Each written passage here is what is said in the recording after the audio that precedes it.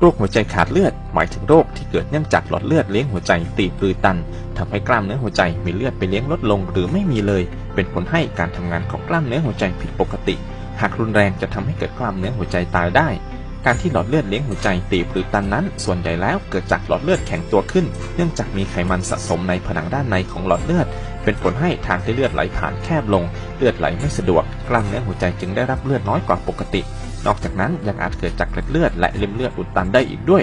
อาการที่สำคัญของภาวะหัวใจขาดเลือดคืออาการเจ็บแน่นหน้าอกโดยเฉพาะอย่างยิ่งขณะออกแรงพักแล้วดีขึ้นโดยจะรู้สึกแน่นๆอึดอัดบริเวณกลางหน้าอกหรือค่อนมาทางซ้ายเจ็บลึกๆหายใจไม่สะดวกอาจมีอาการอื่นๆร่วมด้วยเช่นคลื่นไส้อาเจียนเหงื่อแตกใจสั่นหน้ามืดบางรายนอกจากแน่นหน้าอกแล้วยังอาจเจ็บร้าวไปที่หัวไหล่แขนหรือคอครับ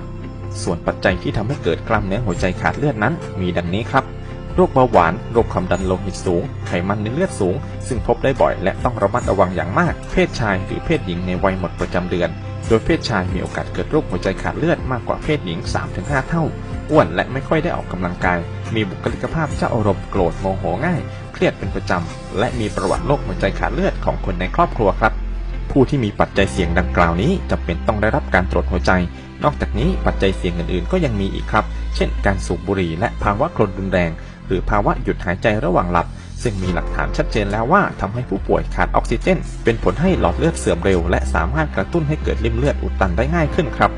นอกจากผู้ป่วยจะมีภาวะกล้ามเนื้อหัวใจขาดเลือดแบบเฉียบพลันจากริ่มเลือดแล้วยังมีผู้ป่วยอีกกลุ่มหนึ่งที่ต้องระวังคือกลุ่มที่มีภาวะหลอดเลือดหัวใจตีบซึ่งริ่มเลือดยังไม่อุดตันผู้ป่วยกลุ่มนี้จะมีอาการเฉพาะเมื่อหัวใจทำงานหนักคือตอนที่ออกแรงและหัวใจเต้นเร็วสาเหตุของโรคหัวใจขาดเลือดมักจะเกิดจากปัจจัยหลายอย่างผู้ที่มีปัจจัยเสี่ยงหลายข้อก็จะมีโอกาสเกิดโรคหัวใจขาดเลือดได้มากกว่าผู้อื่นครับและมักมีความรุนแรงของโรคมากกว่าผู้ที่ไม่มีปัจจัยเสี่ยงเลย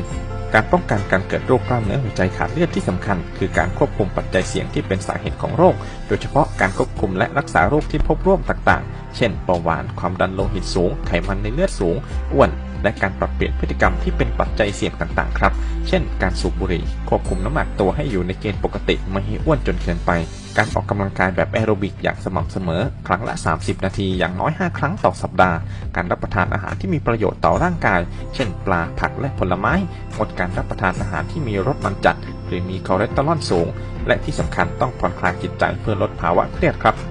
ย้ำอีกครั้งนะครับถ้ามีอาการดังต่อไปนี้ห้ามปล่อยไว้ควรจะต้องรีบไปพบแพทย์ทันที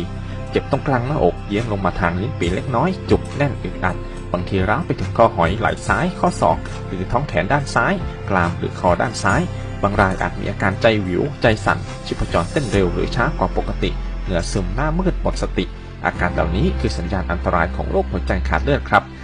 อันตรายแบบนี้ควรรีบป้องกันไว้ตั้งแต่เนิ่นๆโดยหมั่นดูแลสุขภาพนะครับหากชอบคลิปนี้อย่าลืมแชร์และบอกต่อและอย่าลืมกด Subscribe ให้สุขศึกษาน่ารู้ด้วยนะครับ